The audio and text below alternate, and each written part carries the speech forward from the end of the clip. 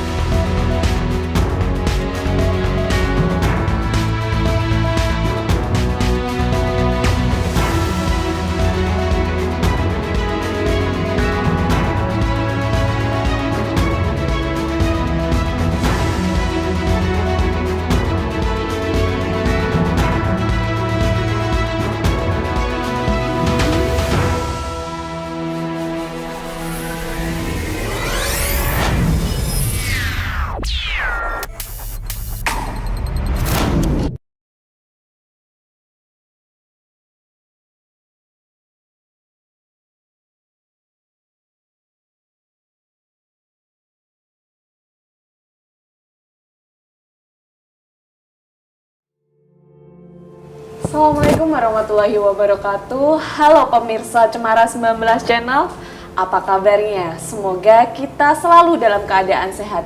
Dan jangan lupa untuk tetap menjaga protokol kesehatan di setiap aktivitas kita.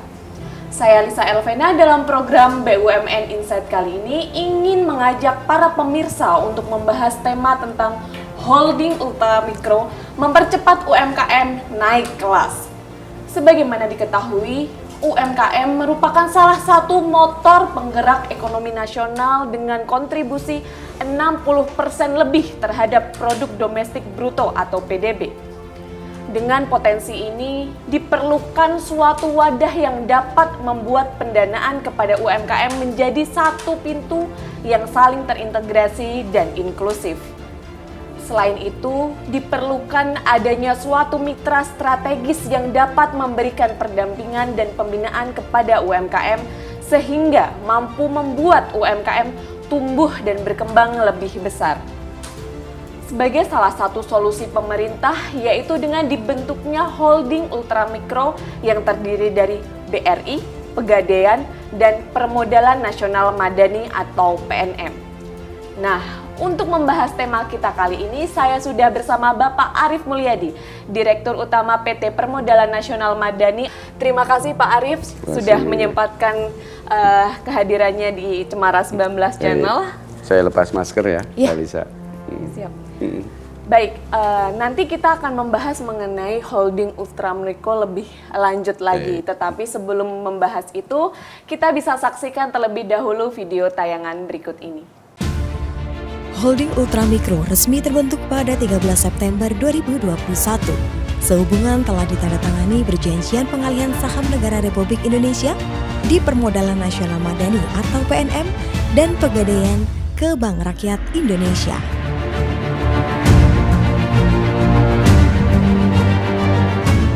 Pembentukan holding ultramikro ini ditujukan untuk mempercepat UMKM nasional naik kelas melalui akses pendanaan segmen ultramikro nasional dalam mendongkrak kinerja ekonomi rakyat, memperluas lapangan kerja, dan meningkatkan taraf hidup masyarakat. Sebagai lembaga pembiayaan terkemuka, PNM berupaya meningkatkan nilai tambah secara berkelanjutan bagi UMKM di Indonesia.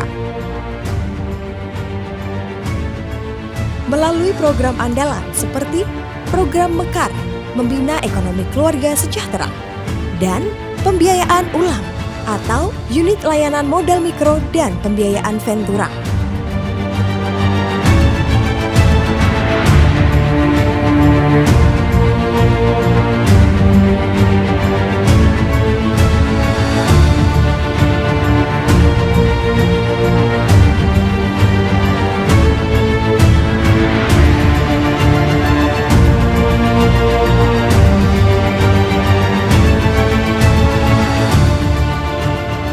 Kini, PNM sudah menjadi keluarga besar layanan terpadu bersama BRI dan Pegadaian dalam holding ultramikro. Bersama holding ultramikro, percepatan UMKM naik kelas dapat segera terwujud. PNM hadir untuk Indonesia.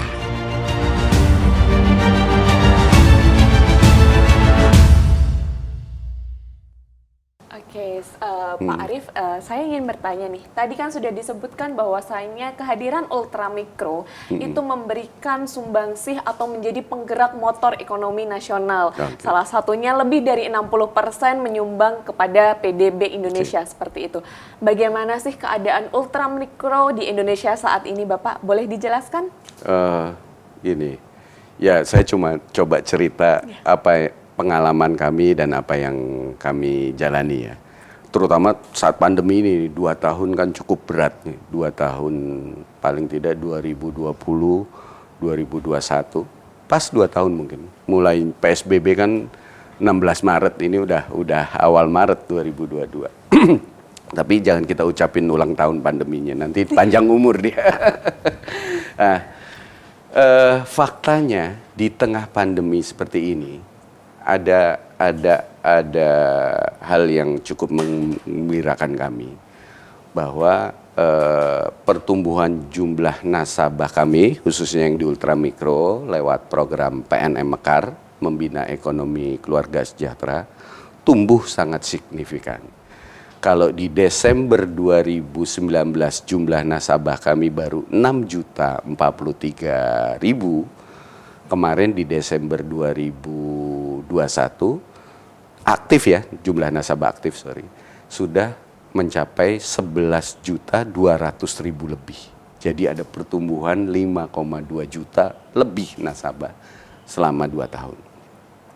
Bahkan per hari ini sudah mencapai 11.500.000 lebih. Menurut kami ini gambaran bahwa ekonomi di bawah sudah bergerak secara signifikan.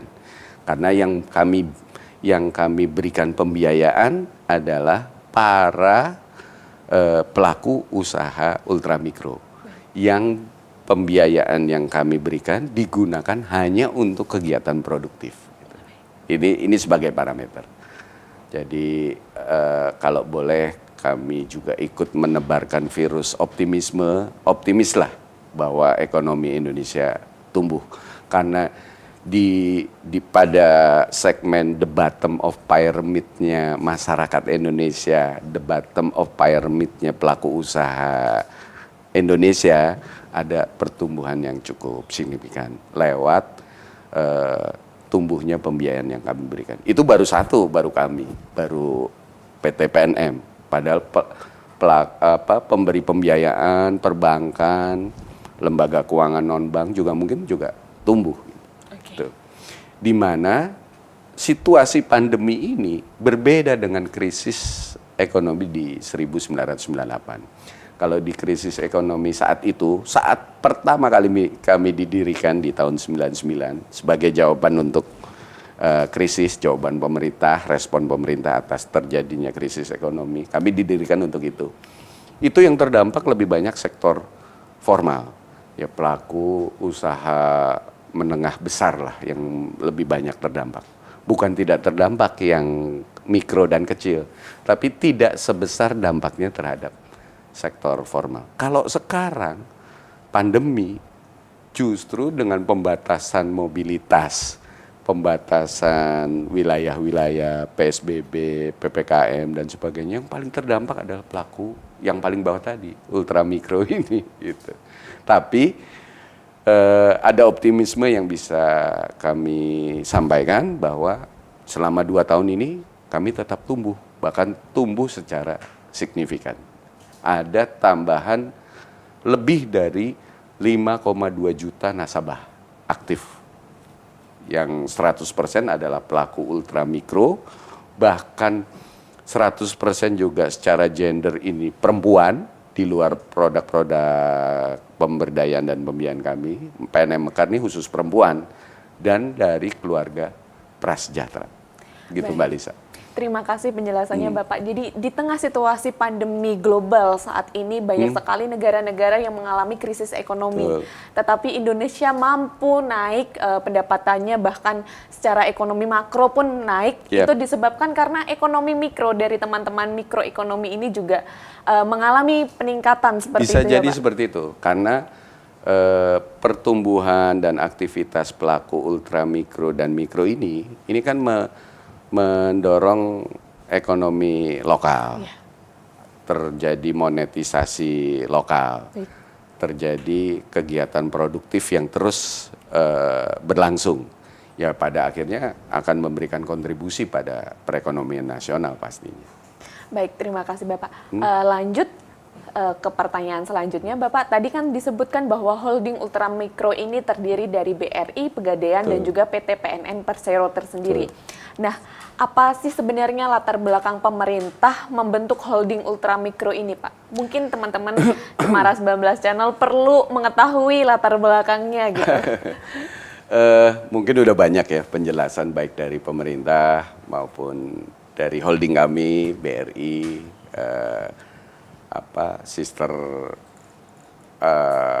saudara kandung kami Pegadaian gitu. Holding ultramikro ini dilatar belakangi respon pemerintah terhadap masih besarnya masyarakat Indonesia yang belum mendapatkan akses pembiayaan. Pertama itu. Kedua, untuk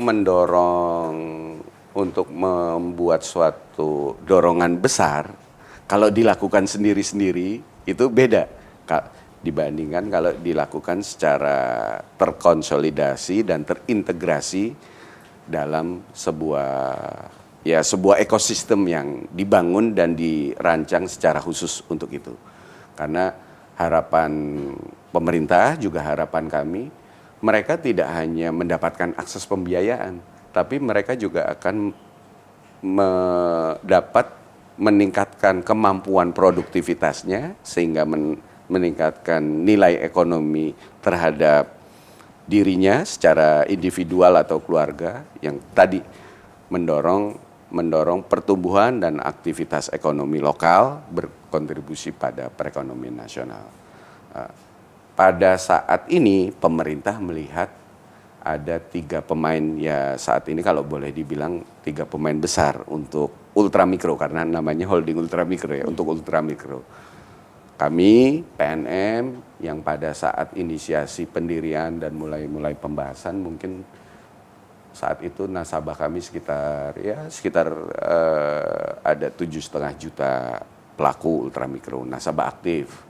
Pegadaian juga demikian ada sekitar berapa juta. Dan BRI yang memang banknya rakyat Indonesia, BRI nggak pakai Bank Rakyat Indonesia dan memang sudah menjadi sudah dikenal oleh masyarakat memang banknya wong cilik, banknya pelaku usaha kecil ya, mikro kecil. Apalagi ditambah dengan roadmap-nya Kementerian BUMN untuk Himbara, untuk bank-bank plat merah memberikan spesialisasi masing-masing. BRI khusus UKM, Mandiri korporat, BNI untuk international banking, terus BTN untuk perumahan. Nah, 3 pemain besar untuk ultramikro ini kalau diintegrasikan, kalau dikonsolidasikan kemampuan dan daya penetrasinya untuk melayani masyarakat yang belum terlayani ini menjadi sesuatu kekuatan besar. Latar belakangnya pemerintah kelihatannya itu dan ini juga menjadi harapan kami bertiga di holding ultramikro bahwa peran kami semakin nyata dan semakin besar. Satu untuk programnya, untuk si pelakunya, pelaku ultramikro menjadi kepastian buat dia mendapatkan pendampingan, pembiayaan, pemberdayaan secara berkesinambungan. Kami yang dimulai dengan kami yang lebih banyak ke aktivitas empowering, mendorong masyarakat khususnya ibu-ibu ini untuk produktif, untuk berusaha. Kemudian bisa dilanjutkan dengan BRI kalau dia usahanya udah Pegadaian kalau usahanya udah meningkat, tumbuh, ada pesanan besar, dia bisa menggadaikan asetnya atau dengan produk-produk Pegadaian lain. Setelah mapan dilanjutkan dengan pembiayaan BRI karena mereka sudah bankable. Namun pemberdayaannya terus berkesinambungan karena kami bertiga masuk dalam sebuah ekosistem yang sama, dalam sebuah koordinasi yang sama. Gitu Mbak Lisa. Ya, ini bentuk nyata, wujud nyata dari pemerintah untuk kehadirannya di tengah-tengah masyarakat seperti itu ya, sebagai cara upaya untuk meningkatkan ekonomi mikro masyarakat. Makanya kami mohon doa dan dukungan untuk seluruh masyarakat ini, amanah dan tugas yang tidak ringan juga sebetulnya. Tapi semoga dengan disatukannya kami ini dalam sebuah ekosistem holding ultramikro, tugas kami menjadi lebih ringan. Terutama tugas yang tadinya dilakukan secara sendiri-sendiri. Berarti dengan hadirnya ultramikro ini sendiri merupakan salah satu upaya pemerintah atau juga solusi pemerintah untuk menghadirkan pendanaan, mempermudah, memperluas akses kepada para pelaku usaha seperti itu. Betul. Kalau kita mau melihatkan ya terutama dua periode Pak Jokowi ini kan keberpihakan kepada pelaku ultramikro sangat kelihatan lah. Jadi saya pikir ini sesuatu yang ya bagian dari rencana besar pemerintah untuk itu. Dan buat kami bertiga yang memang punya misi pendirian sejak awal, kami baru PNM, baru 20 tahun ini masuk 23 tahun. Memang misi pendiriannya untuk mendukung keberpihakan pemerintah atau negara kepada pelaku usaha mikro kecil. Pegadaian bahkan sudah 106 tahun yang lalu memang didirikan dari zaman Belanda dulu, didirikan untuk membantu masyarakat kecil. BRI sudah jelas-jelas dari zamannya Raden Wiryaatmaja 126 tahun yang lalu memang sudah punya misi, visi untuk wong cilik. Jadi 3 entitas dengan 3 kekuatan ini kalau disatukan paling tidak bisa menjadi daya dukung pemerintah, keberpihakan pemerintah kepada usaha mikro kecil. Dan multiplier effect yang akan didapat dari program ini. Tentunya kembali kepada peningkatan kesejahteraan masyarakat. Kalau isu yang muncul kan sekarang bagaimana kita semua menurunkan disparitas dan menurunkan tingkat kemiskinan dan mengupayakan terjadinya pemerataan dan keadilan ekonomi. Ini menarik sekali Bapak mengenai multi-layer effect yang Bapak sebutkan tadi. Berarti dengan dibentuknya holding ultramikro ini tentunya akan menjadi penguatan ekosistem usaha dalam rangka menjalin usaha antar sektor pengusaha bahkan juga korporasi ya Pak? Betul. Jadi entitasnya dalam satu ekosistem. Ya. Tentunya yang dilayani para nasabah ya, nasabah bahasa kami. Nasabah itu juga sudah berada dalam satu ekosistem. Kalau di kami tadinya hanya pelaku ultramikro yang kami kelompokkan, kami bangun dalam jejaring para pelaku ultramikro, ini bisa bertemu dengan ekosistem yang dimiliki oleh Pegadaian dan BRI yang mungkin segmennya di atas kami. Kalau BRI ada banyak pelaku usaha, selain mikronya ada pelaku usaha kecil, menengah, bahkan ada pelaku usaha besar gitu.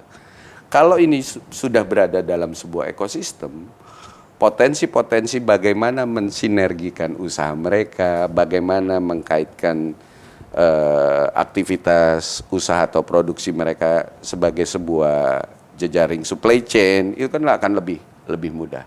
Jadi itu salah satu multiplier effect dengan pendirian holding ultramikro ini. Karena kami akan melakukan integrasi dan konsolidasi data di kami bertiga.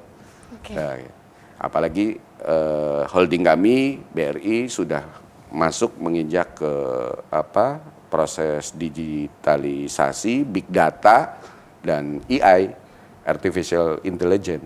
Kami bisa mengcapture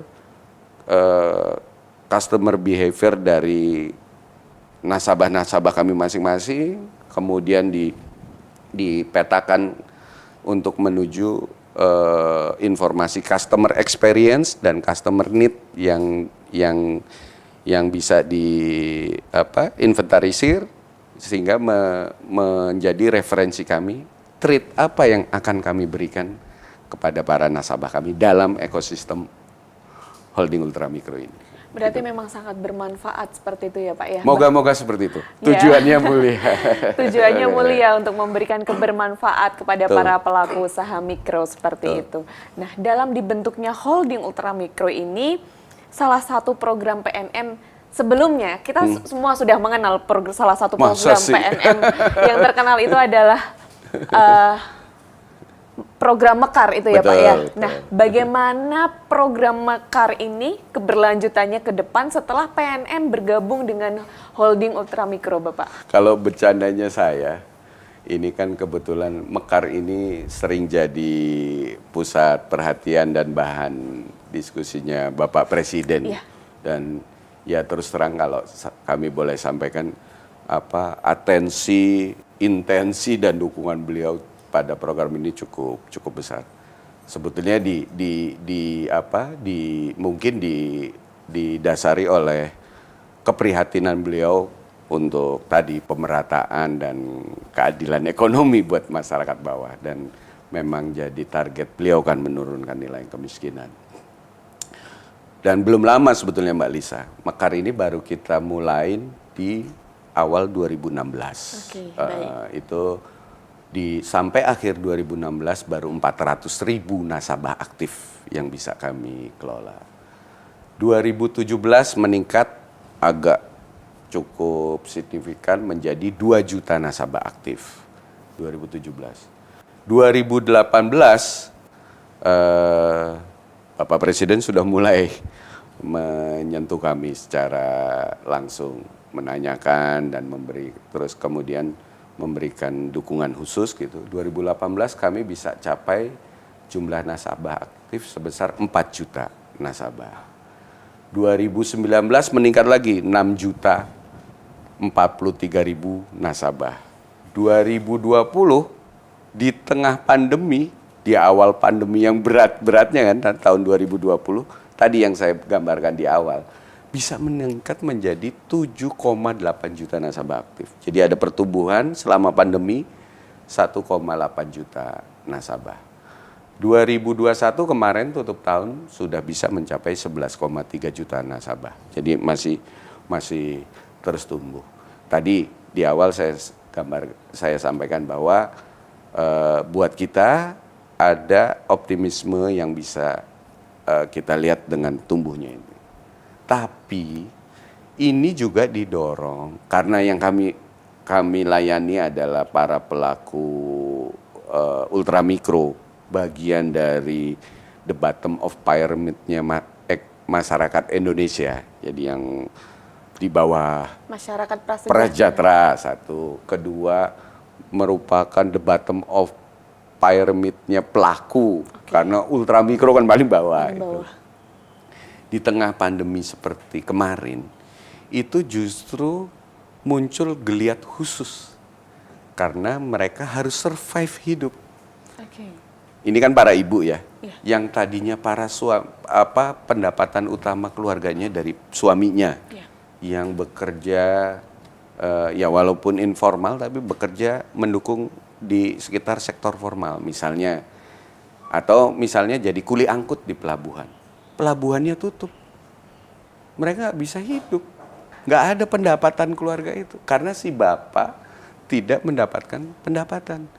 Yang tadinya suaminya kerja di sekitar lokal wisata misalnya, jadi ya ada yang mungkin tukang beca untuk keliling wisata itu, atau yang bersih-bersih, tugas bersih-bersih. Ya, pokoknya kegiatan-kegiatan lain yang di sektor wisata lah, tutup.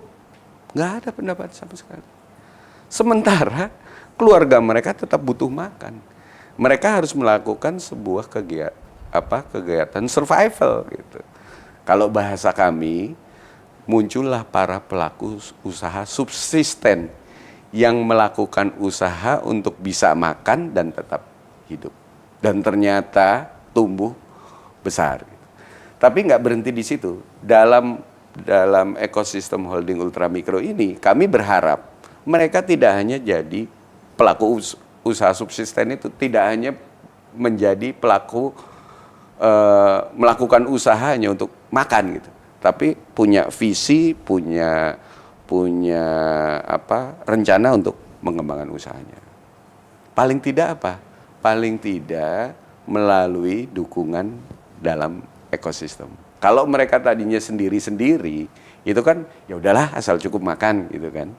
Tapi kalau sudah di dalam sebuah jejaring, dalam sebuah ekosistem, pasti mereka akan melihat potensi-potensi besar yang ada untuk mengembangkan usahanya itu. Itu satu. Kedua, ada nilai tambah lain. Ini muncul lah ya kan, pelaku usaha baru, ada upaya peningkatan ekonomi keluarga. Itu udah dua manfaat itu ya. Ada upaya lain. Ini kita kan selalu gaung-gaungkan Indonesia Emas 2045. Saat ini PNM punya 11,5 juta lebih ibu yang menjadi pelaku usaha ultramikro. Coba Mbak Lisa bayangkan, setiap ibu ini punya satu anak aja. Dan setiap hari si anak itu melihat si ibunya berusaha. Mindset kewirausahaan akan tertanam si anak. Jadi insya Allah nanti mungkin 15, 20, 25 tahun ke depan akan muncul anak-anak yang sekolah kepengen jadi pengusaha. Bukan jadi PNS, aparat desa, aparat kecamatan, tapi usaha.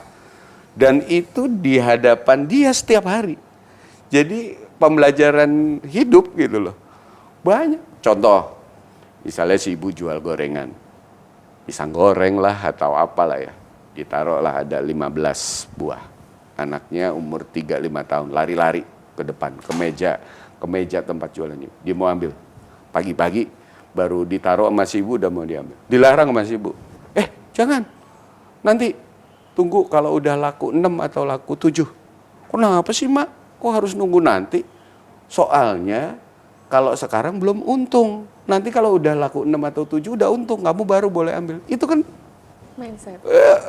Pembentukan mindset gitu. Internalisasi nilai. Internalisasi nilai. Itu tadi tambahan manfaat gitu, yang terbentuk. Nah ini juga akan kami terus angkat dalam ekosistem kami, Holding Ultramikro, hal-hal seperti ini. Nilai-nilai tambah dan kontribusi kami buat bangsa dan negeri ini. Tidak hanya dari nilai material rupiah atau pertumbuhan bisnis dan sebagainya, tapi ada nilai-nilai sosial. Terus dengan berjejaring dalam sebuah ekosistem, kami bangun social mindly si setiap nasabah.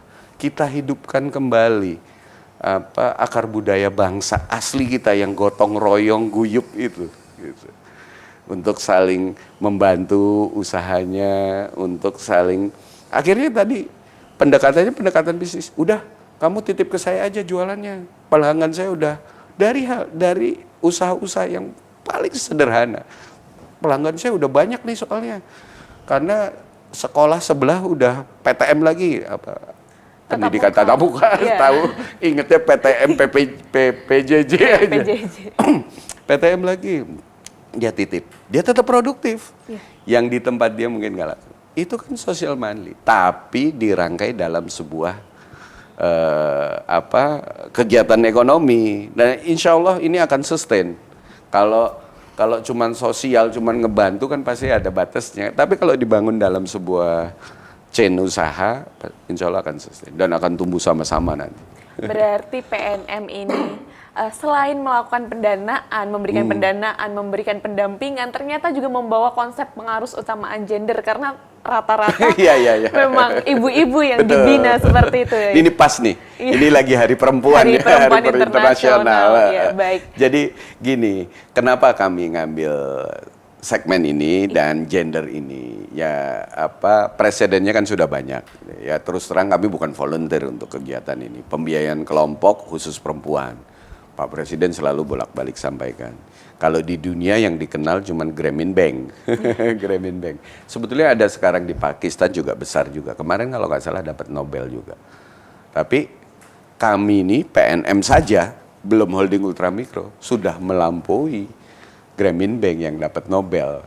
Grameen Bank kalau nggak salah sekarang punya nasabah ya sekitar 6,1-6,2 juta nasabah aktif yang kelompok dan gender perempuan. PNM punya 11,5 juta saat ini nasabah aktif. Gitu. Nah, kenapa perempuan? Karena terus terang nih, saya bukan jelekan kaum saya, terutama di keluarga prasejahtera. Sensitivitas terhadap kondisi keluarga, terutama ekonomi keluarga, itu lebih tinggi di perempuan. Kalau kita beri support si ibu perempuan untuk berusaha, untuk berproduktif, untuk punya pendapatan, pasti pendapatannya itu dia utamakan untuk keluarganya. Kalau kaum saya, kaum laki katanya bisa buat keluarga lain katanya. Enggak bercanda ya. tapi itu satu.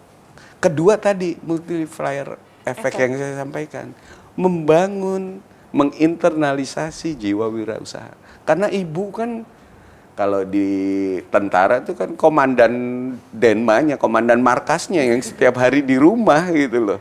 Kalau si komandan markasnya sudah membangun mental wirausaha, anggota rumah juga akan. Dan banyak kejadian nasabah kami, para suaminya yang tadinya bekerja di luar, akhirnya kembali ke rumah membantu usaha si ibu. Gitu, Baik, Bapak. Kita sering sekali mendengar Bapak Jokowi itu sering menyebutkan program Mekar ini karena memang fokus membantu kepada keluarga prasejahtera seperti itu ya Pak ya. Salah satunya kan juga fokus membantu keluarga prasejahtera untuk pendanaan usaha. Nah, bagaimana akhirnya PNM ini program-programnya berkelanjutan setelah tergabung dalam holding ultramikro, Bapak? Oh ya pasti, pemerintah membentuk sebuah holding ini kan pasti tujuannya ini. Kalau perhatian beliau ke program PNM Mekar ini ya sudah semestinya karena banyak inisiatif dan banyak harapan yang beliau tanamkan di sini. Dan kami ini kan baru mulai program ini kan semenjak awal periode beliau di 2016. Jadi kita mulai di piloting di November, malah pertengahan November, jadi udah akhir-akhir. Pertengahan November 2015, karena kami pada saat itu mendapatkan anugerah buat kami setelah 19 tahun nggak pernah ditambah modalnya 300 miliar sejak berdiri di tahun 99. Di APBNP 2015 kami mendapatkan APBN perubahan ya, di periode beliau kami mendapatkan tambahan modal 1 triliun. Itu yang menjadi modal awal kami membangun PNM Mekar ini. Dan sekarang dibentuk dalam sebuah holding ultramikro, tadi seperti saya sampaikan, ini adalah waktunya kami bersama-sama bertiga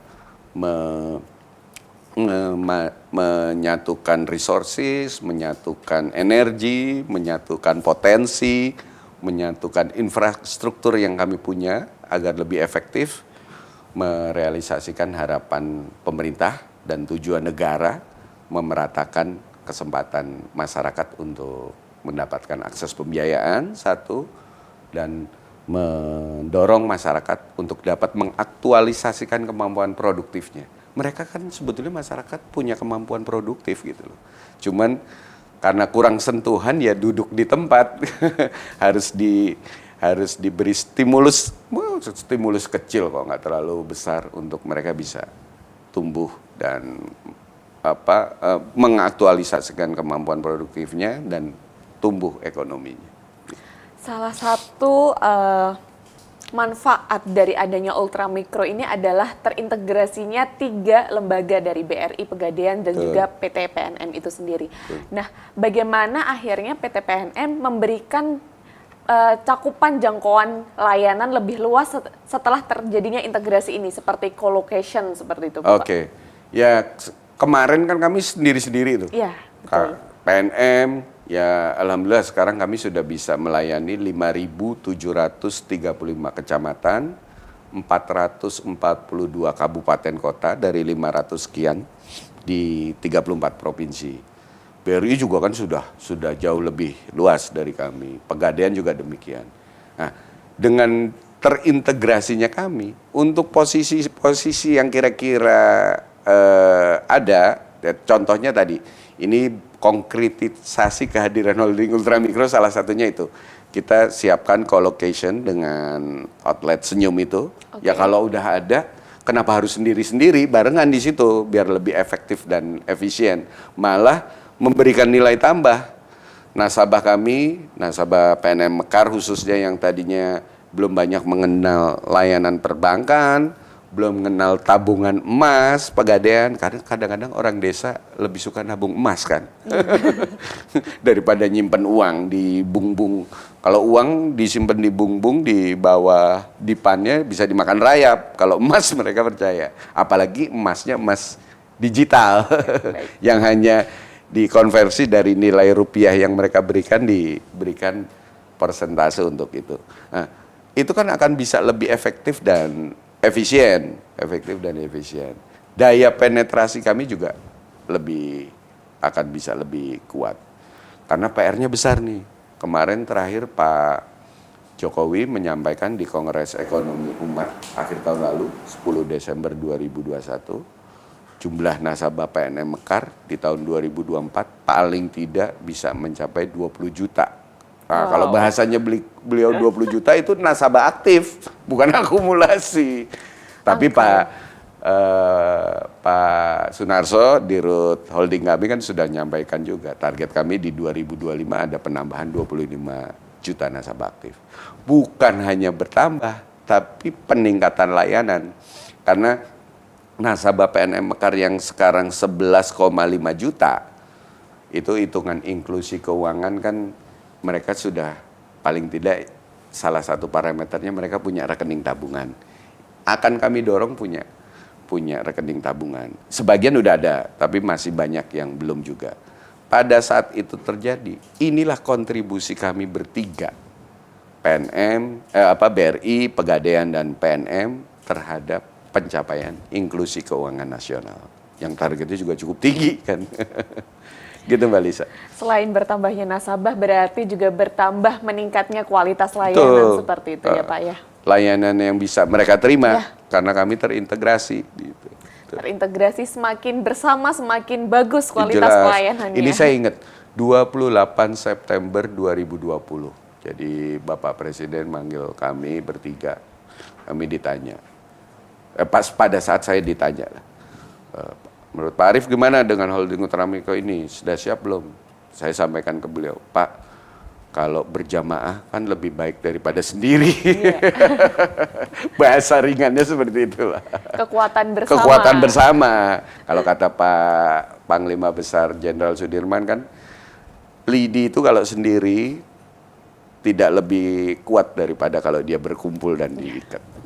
Saya sangat sepakat. Nah, bagaimana tadi itu kan Bapak sempat menyebutkan adanya kalau orang desa itu lebih percaya ketika nyimpen emas daripada nyimpen uang karena uang bisa dimakan rayap, apalagi kalau emasnya digital. Nah, saya ingin tahu nih Pak, bagaimana pengembangan tools ultramikro terlebih di dunia digitalisasi? Yeah. Salah satunya itu Pegadaian emas itu. Tabungan emas itu. Karena ini juga salah satu harapan stakeholders. Mungkin saya nambahkan yang Pak Dirut sudah sempat ngomong sini, Pak Sunarso ya. Ada salah satu harapan stakeholders terhadap pembentukan holding ultramikro ini menuju persiapan terbentuknya bullion bank, bank emas.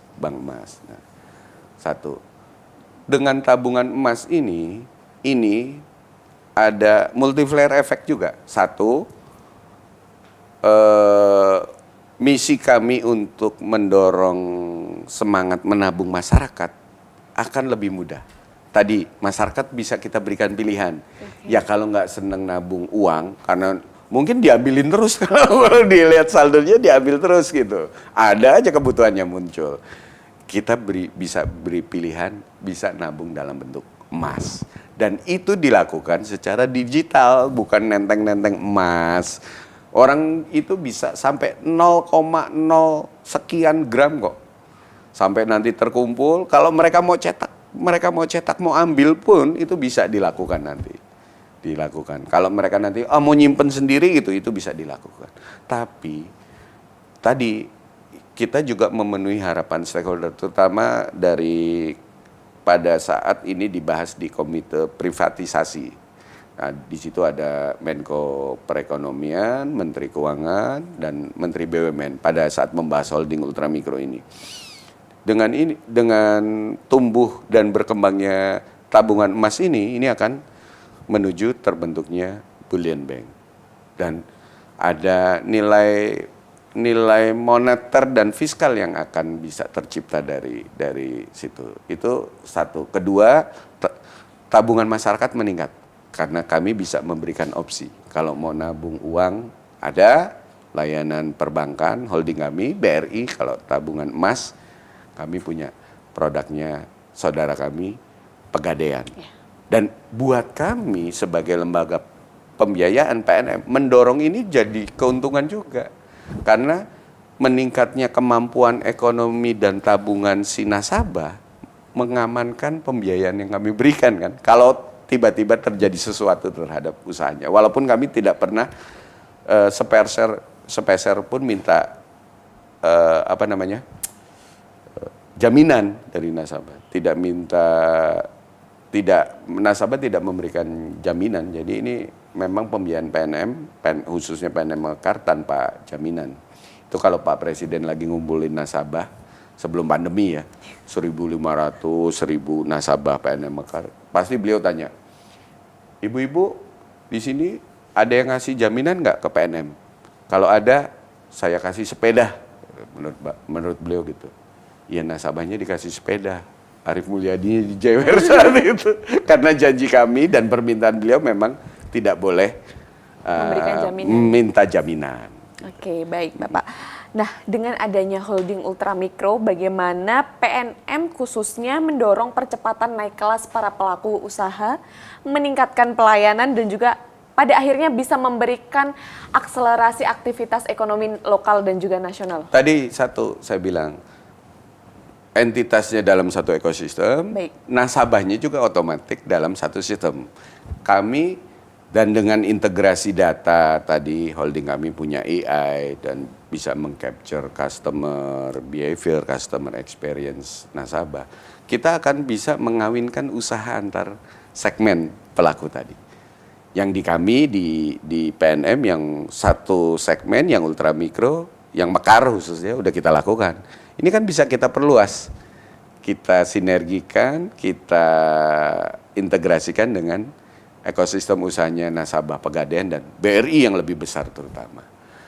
Dengan mereka bisa bersinergi bisnis, ini ada harapan bisa mengakselerasi pertumbuhan usaha si nasabah.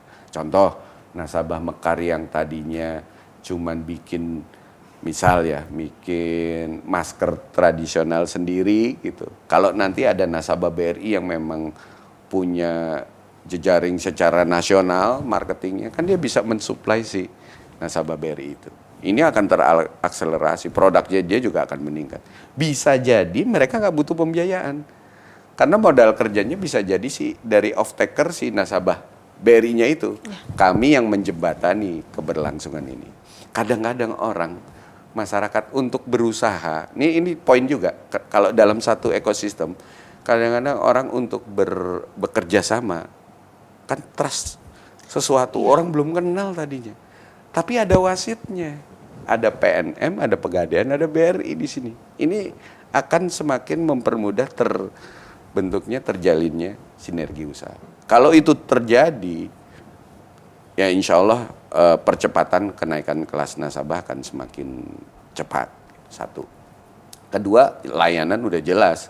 Kalau tadinya di PNM cuman didampingi, cuman difasilitasi dan cuman dikasih pembiayaan, ada BRI, ada layanan perbankan yang bisa di-insert di situ.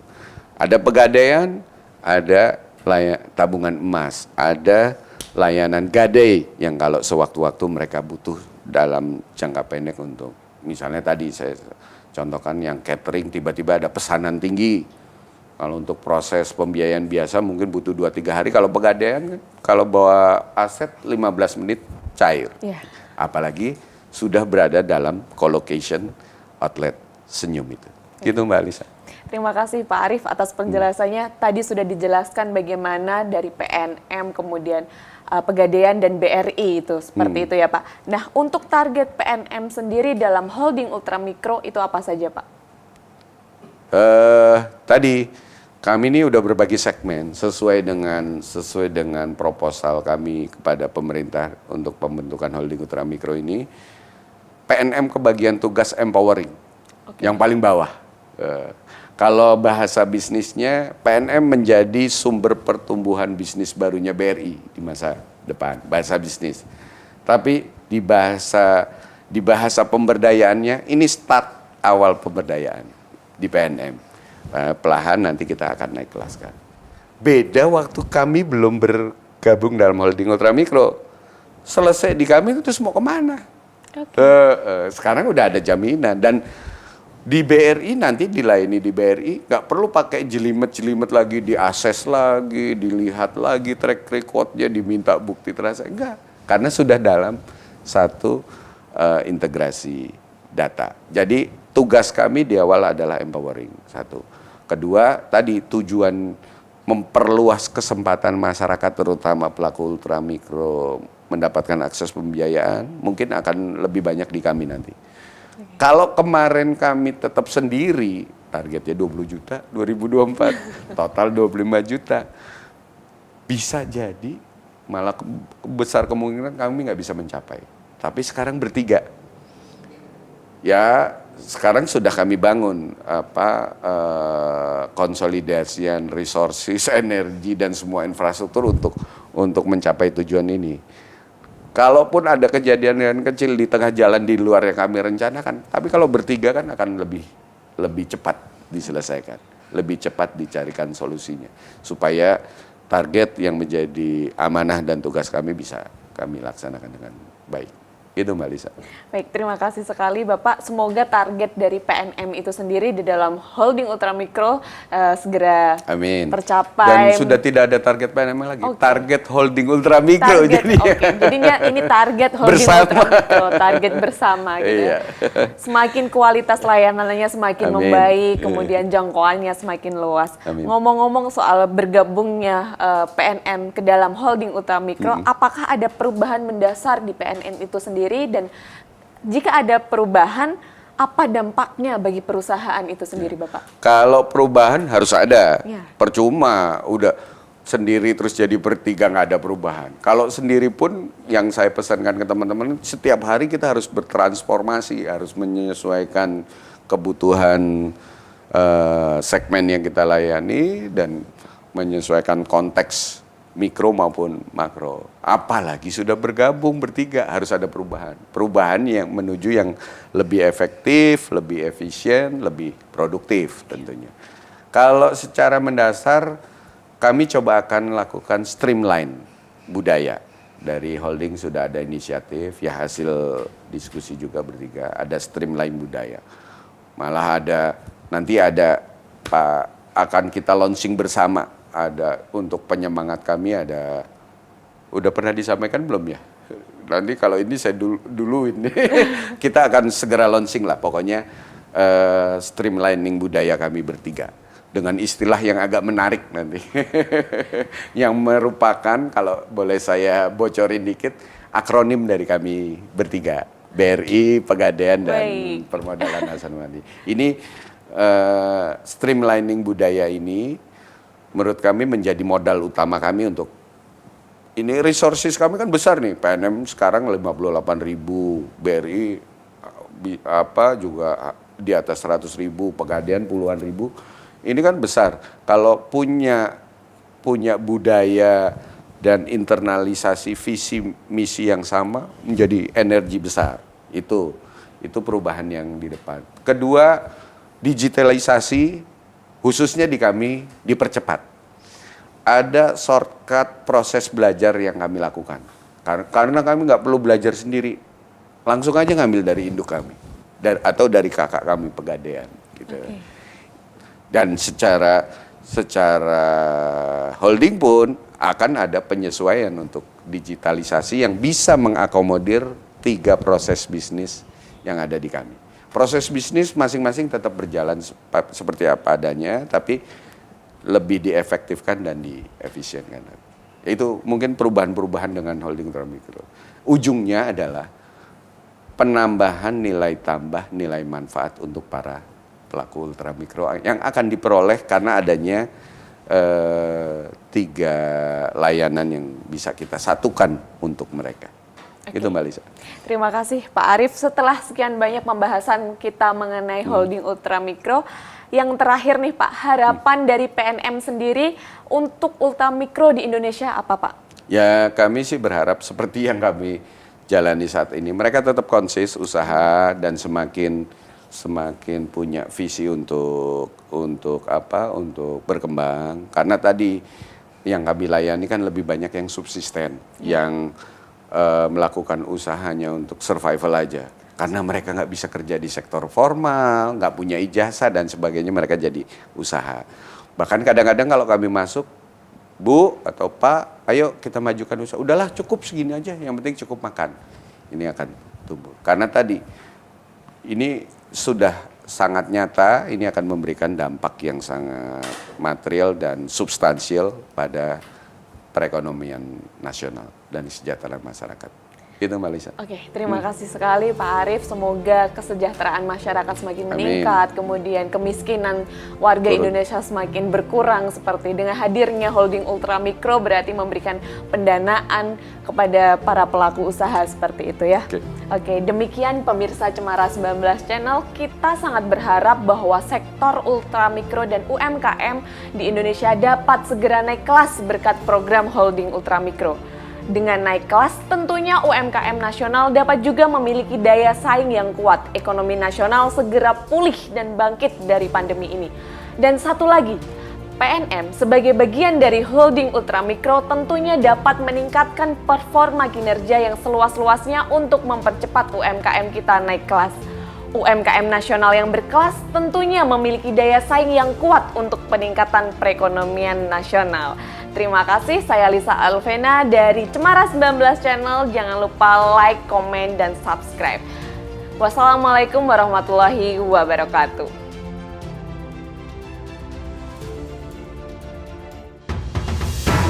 Indonesia tangguh, Indonesia tumbuh, hanya bisa dicapai jika kita semua bahu-membahu dan saling bergandeng tangan dalam satu tujuan,